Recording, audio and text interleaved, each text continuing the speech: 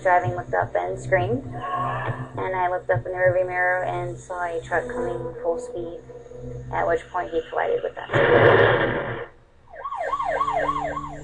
In March of 2006, Amanda Bennett was the victim of a rear-end collision that totaled the car and caused a painful injury to her neck. Over the next 12 months, as her health and her life fell apart, she went through dozens of medical tests, and nothing could determine what was wrong. I had a total of 5 MRIs, 2 CAT scans, and I can't tell you how many X-rays I had. And other than bulging disc, everything came back negative. There was nothing wrong with me. And it got more and more frustrating because every day I physically got worse. I wasn't able to work. I wasn't able to walk. It got to a point I couldn't ride in a car. I couldn't eat. And to have doctors look at you and go, well, your films are negative. You're fine. You know, you must be faking it. You're in it for the money. And knowing that you're actually honestly sick and no one's willing to help you is the worst feeling that you could ever have in your life. Struggling with pain and depression, Amanda's lowest point came several months later when, she says, a respected neurosurgeon accused her of faking. I waited 6 hours in his lobby. He came into the room, looked at my X-rays, my MRIs, and didn't even bother looking at me, didn't check me, and just said, why are you doing this? Do you need the money? Haven't you seen enough doctors to tell you there's nothing wrong with you? It was just whiplash, it's soft tissue, go back to work. And I just kind of looked at him, and I started to tear up, and I didn't mean to at the time. And his exact words to me were, if you're looking for pity, I'm not the doctor that's going to give it to you. I'm sure you can go find someone else. And that night is when I lost it. But there was one doctor who would not give up on Amanda, and that was Dr. William Palmer. Normally, I would have not seen a patient as extensively as I did, a car accident patient, as I did with her, except that if I didn't see her on a weekly basis at least, she was in such excruciating pain, she couldn't do anything else. After months of piecing together bits of information from various static MRIs and X-rays, Dr. Palmer learned about DMX, or digital motion X-ray, a growing new technology that can X-ray a patient's spine and joints in motion at 30 frames per second.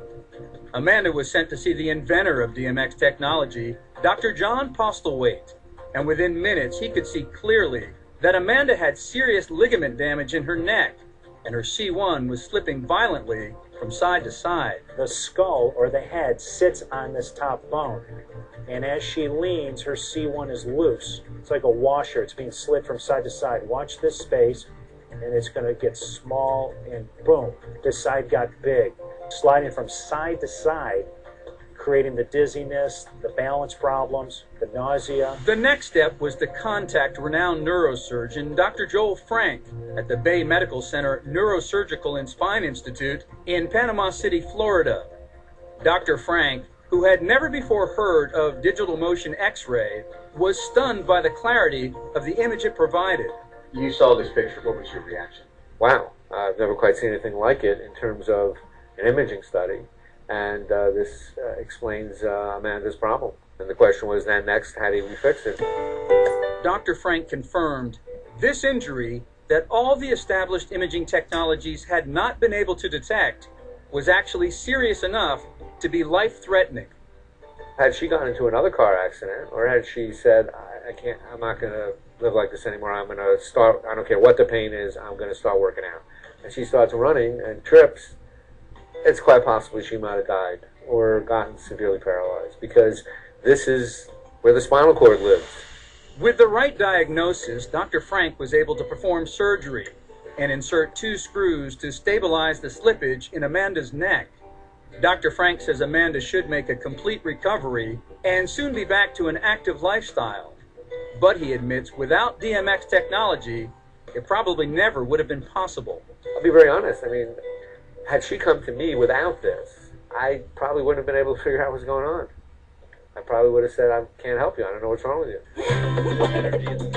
And not only did digital motion X-ray provide the diagnosis that led to a successful surgery, but it also provided Amanda's attorney with the objective evidence he needed to convince the once skeptical insurance company that Amanda was seriously injured and that they should pay the full financial limits of her policy.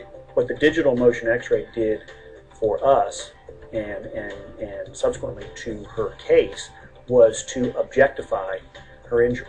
It is the picture that's worth 1,000 words. With an accurate diagnosis, a successful surgery, and insurance compensation to cover her bills, Amanda is on her way to a full recovery. Ah, there you go. But without digital motion X-ray technology, she knows it never would have happened. Honestly, I would have to say it saved my life. And I mean, straightforward, that's what it is. If I can save one person from going through any of that, I'll do it. You know, that's why I want people to know my story.